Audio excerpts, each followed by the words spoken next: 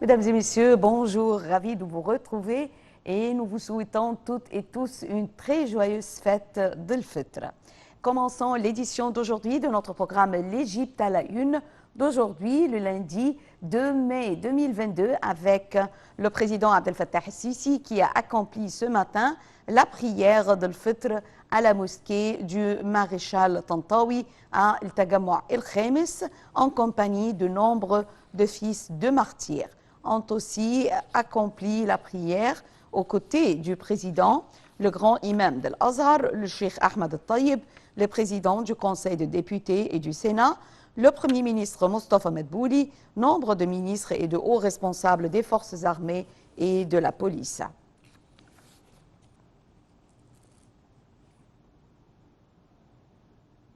Le président Abdel Fattah el-Sisi a célébré ce matin l'Aïd al-Fitr avec les fils des martyrs.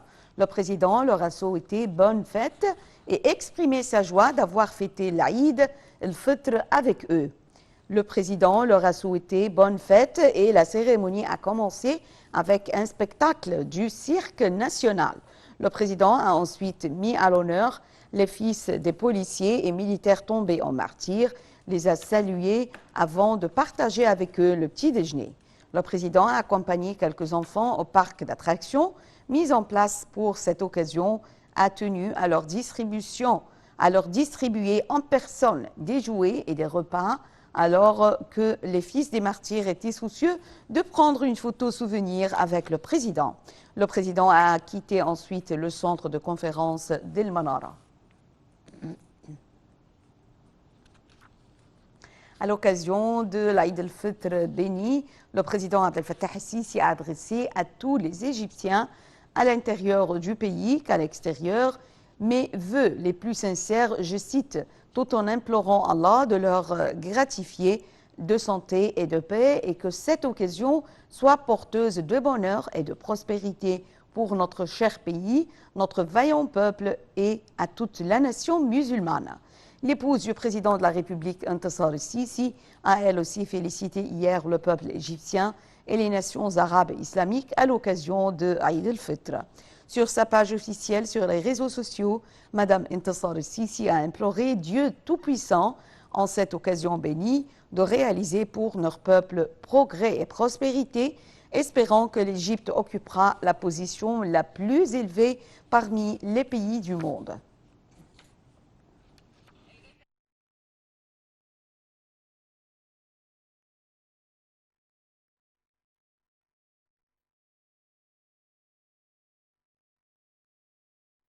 Le grand imam d'Al-Azhar, Cheikh Ahmed al-Tayyib, a adressé mercredi ses vœux au président Abdel Fattah el-Sisi, au peuple égyptien et aux musulmans du monde à l'occasion de l'Aïd al-Fitr.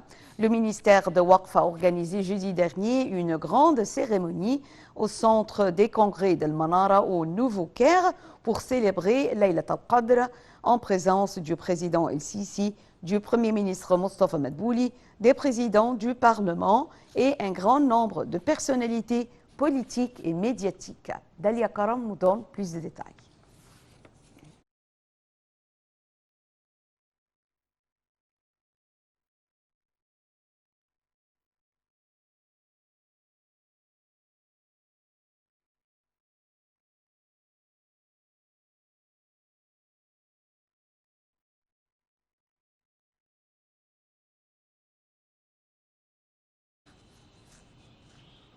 Dans les pays musulmans, Aïd el-Fitr, qui signifie briser le jeûne, marque la fin du Ramadan, qui est un mois de jeûne et de prière. C'est une journée très festive et joyeuse. Pendant ces vacances, beaucoup de musulmans prient à l'extérieur ou dans de grands lieux tels que les arénas sportives. Les gens préparent les repas festifs pour partager, porter de nouveaux vêtements, rendre visite aux parents et donner des cadeaux aux enfants. Voyons ensemble. Aïd al-Fitr, la fête de la rupture du jeûne, est vraiment un moment unique et spécial.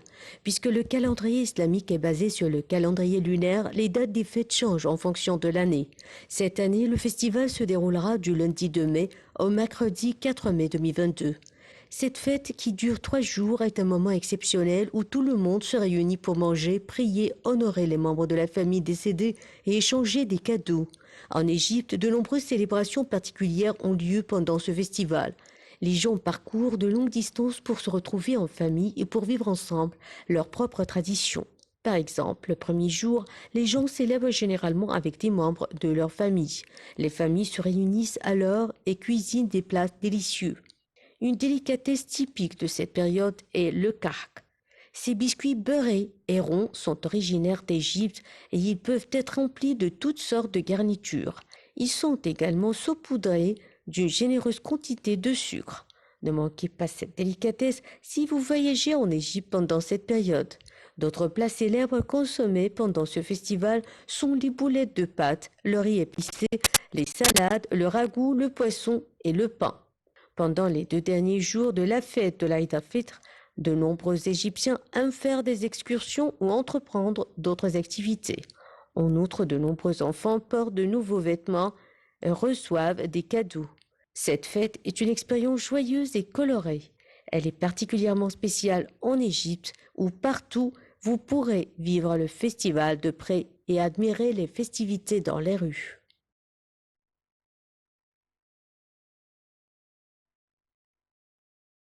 Les karks sont populairement servis pour Eid al-Fitr en Égypte.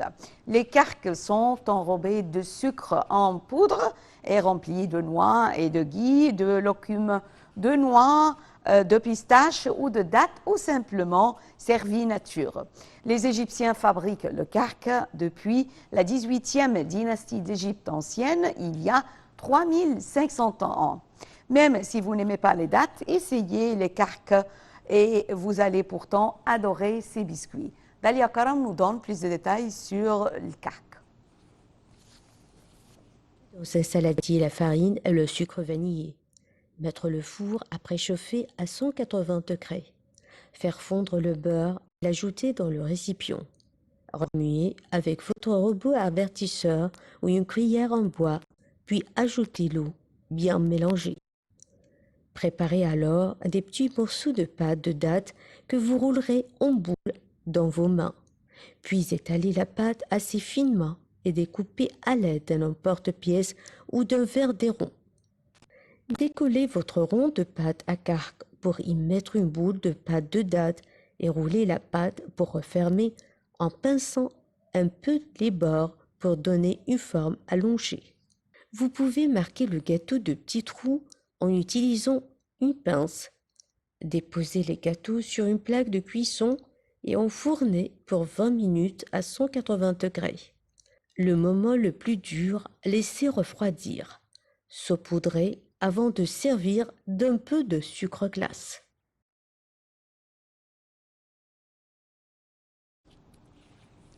Et pour profiter pleinement de la joie de la fête, on vous propose des idées de sortie de famille ou entre amis. Parmi les idées de sortie, Memcha Ahl Masr, ou la promenade des Égyptiens pour se réjouir de la beauté des paysages du Nil. La première phase du Memcha Ahl Masr, ou l'allée piétonne du peuple égyptien, située entre le pont d'Embeba et celui du 15 mai, a été inaugurée en mars dernier. Voyons ensemble. La rive est du Nil est sur 1,8 km s'étend Memcha Ahl Masr, ou la promenade des Égyptiens. Un nouveau lieu touristique et commercial sur la corniche qui offre une vue imprenable sur le Nil. La première phase de cette nouvelle allée piétonne, située entre le pont d'Imbaba et celui de 15 mai, a été inaugurée en mars 2022. C'est en 2019 que le gouvernement égyptien a lancé ses ambitieux travaux sur plusieurs phases pour le développement de la corniche du Nil. Celle du Caire compte une longueur totale de 54 km sur les 2 rives du fleuve, 37 km à l'est et 17 km à l'ouest. Le reste relève de différents gouvernorats. Chaque phase du projet comprend une promenade à 2 niveaux avec une largeur moyenne de 4,5 mètres pour le premier niveau et 6,5 mètres pour le second. Les travaux sont réalisés par l'autorité du génie des forces armées. Le coût des travaux de la première phase est estimé à 585 millions de livres égyptiennes. Il comprend des terrasses avec bons restaurants et cafés, 56 boutiques, un théâtre à ciel ouvert d'une superficie de 275 mètres carrés, des pistes cyclables, des fontaines, un petit embarcadère pour les felouks et les petits yachts et bien d'autres services encore, en plus des espaces verts. Selon les responsables, l'objectif est de créer un lieu qui puisse accueillir des dizaines de milliers de visiteurs chaque jour avec une priorité, la sécurité et le confort des promeneurs. Et ce, jour et nuit, 24 heures sur 7. La passerelle offre pour tous, petits et grands, une expérience inédite sur le Nil. L'entrée est gratuite. Selon le Premier ministre, la promenade des Égyptiens s'inscrit dans le cadre de l'aménagement urbain et du développement durable. Elle se veut un lieu de loisirs et de divertissement pour le grand public. C'est également une attraction touristique au Caire. Les aménagements se poursuivent dans différentes autres phases, mais pour l'instant, aucune date de fin de travaux n'a été avancée. La deuxième phase du projet d'environ 4 km s'étend sur 3 tronçons. Le premier, long de 800 mètres, mène du pont Qasr el-Nil à celui du 6 octobre.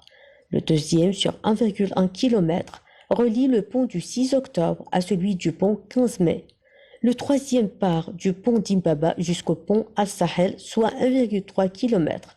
La troisième phase du projet est longue de 3 km et s'étend sur 2 tronçons. Le premier, côté nord du pont Tahya Misr, mène jusqu'au pont Al-Sahel, soit une distance de 1,9 km.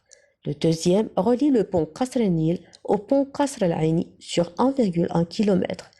L'île de Zamalek aura quant à elle sa propre promenade autour de sa corniche.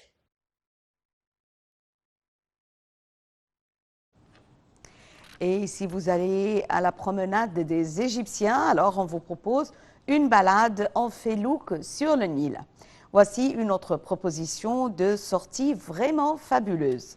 Passez une journée sur le Nil au Caire et découvrez la magie du soleil ou profitez du coucher du soleil à bord d'une belle felouk sur le Nil est indiscutablement une excursion à ne pas rater. La station permanente du Caire et sa chaleur, une balade en felouk sur le Nil est vraiment reposante. Rien de plus agréable que ces balades en felouk sur le Nil, moment de calme et de repos au gré du vent sur le Nil. Fourmillante, bruyante, ce bateau à voile triangulaire typique des rives du Nil reste magique car elle est tellement orientale. Vous trouverez de nombreuses felouks sur la corniche du Caire. Vous serez même très souvent sollicité par ces balades en felouk. C'est un voyage dans le temps que vous vivrez à bord de votre felouk, entre passé et modernité, sur le fleuve éternel, le Nil. Parmi les grands fleuves du monde, le Nil a toujours été considéré comme les plus nobles de ceux que la nature étale aux yeux de l'homme, comme l'a décrit le philosophe romain Sénèque.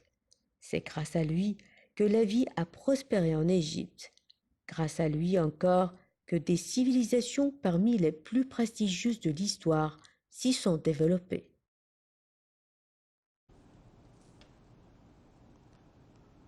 Passons au célèbre village de poterie El Fawahir, qui est l'un des joyeux du quartier de Fustat au Vieux-Caire. Profitez des vacances de fête et allez admirer le travail savamment effectué et choisir des chefs-d'œuvre de poterie, un plaisir pour les yeux, qui est plus bien utile et décoratif. Dalia Karam, voilà, avec Dalia Karam, on vous propose le village des poteries d'El Fawahir. Quelques centaines de mètres du musée national de la civilisation égyptienne sur une superficie de 2500 mètres carrés que se situe le village de poterie Al-Fawahir. Le village se dévoile clair par ses coupoles qui paraissent derrière les murailles décorées de différentes couleurs. L'entrée principale en forme du grand arche reçoit le visiteur. Un style architectural qui convient à l'aspect monumental dominant toute la région. Dès que le visiteur franchit le seuil du village, il se trouve dans une vaste cour remplie de produits de divers volumes et couleurs. À droite, une série de vases de couleurs vives, à gauche, de petits récipients façonnés en argile, plus loin, des bouteilles d'eau et des gargoulettes toujours en argile, au fond, des lanternes et des chandeliers. Ce ne sont que des exemplaires des œuvres artisanales d'El Fawahir. De chaque côté de la cour se dresse une série de bâtiments de style islamique surmontés de coupoles. Chaque groupe d'édifices est attaché l'un à l'autre, formant ainsi un corridor couvert d'arches pour une meilleure aération. En fait, l'Égypte est connue par la fabrication de la poterie depuis les époques pharaoniques, et ce métier artisanal est hérité d'une génération à l'autre. La méthode de la fabrication de la poterie n'a pas changé depuis des milliers d'années, affirment les artisans, ajoutant que la fabrication de la poterie est un patrimoine immatériel encore vivant. Cette ambiance patrimoniale qui domine toute la région, notamment le village d'Al-Fawahir, attend un flux touristique sans pareil. Pour ce faire, et vu l'importance considérable d'Al-Fawahir, un projet de réaménagement suspendu depuis quelques années a repris dernièrement pour mettre Al-Fawahir sur le cadre des visites touristiques de la région. Les habitants de ce village qui abrite l'un des métiers les plus anciens et méritant d'être préservés espèrent inscrire la fabrication de la poterie en Égypte sur les registres du patrimoine immatériel de l'UNESCO. Dans la ville canal de Port Fouad, au nord-est de l'Égypte, les cristaux de sel provenant de l'évaporation de l'eau de mer sont collectés, traités et purifiés pour son usage domestique. Et les lieux de stockage des précieux condiments sont traditionnellement mis à profit par la population locale pour s'amuser à dévaler les collines de sel. À découvrir les images avec Dalia Karam. Pas comme les autres. CNN a diffusé un reportage sur les monts de sel fabuleux dans la ville canal de Port Fouad, au nord-est de l'Égypte.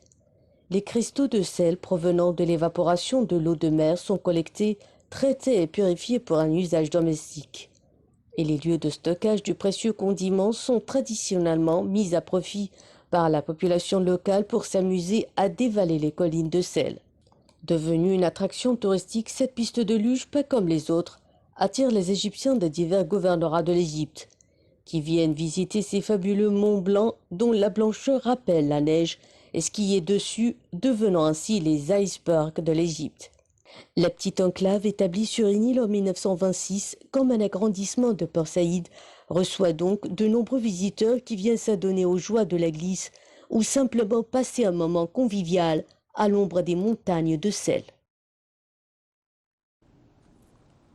Et si jamais vous avez l'occasion de voyager à l'intérieur du pays, alors on vous propose un séjour détente à Sharm el-Sheikh, une des plus belles plages et des stations balnéaires situées entre la mer Rouge, le golfe de Suez et le golfe de l'Aqaba. Elle offre des paysages splendides et est surtout connue pour la richesse de sa faune et de sa flore sous-marine.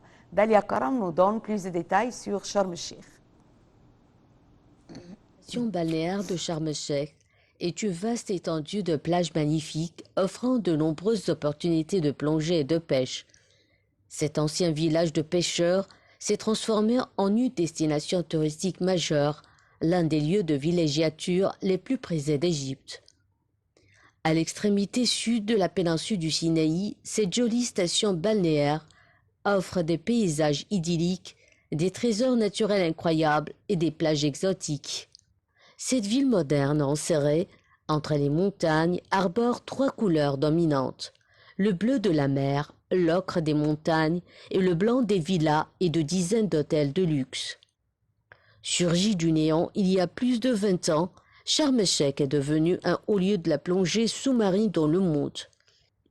Il se trouve à seulement 10 minutes de l'aéroport international et à proximité des principales voies de transport nationales et internationales.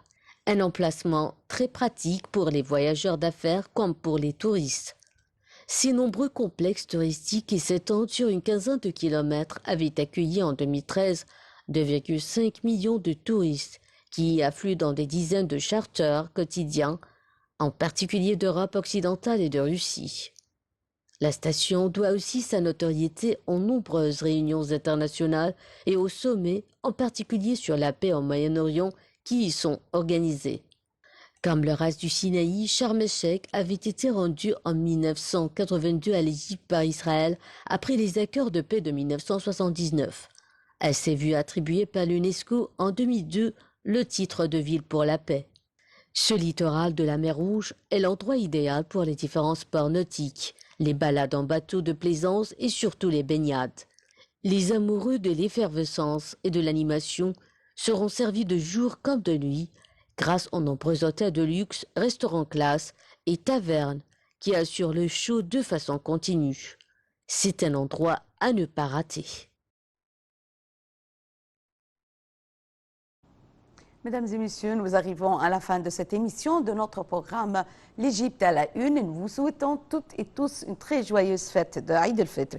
Mais avant de vous laisser, alors je vous propose le site de plongée de Dolphin House à Marsa Alam, qui est également appelé le récit de Sha'ab Samaday, et l'un des sites de plongée les plus populaires de Marsa Alam. C'est un récit au large avec un lagon abritant un banc de dauphins à long bec. Voyons ensemble une très joyeuse fête d'El-Fitr.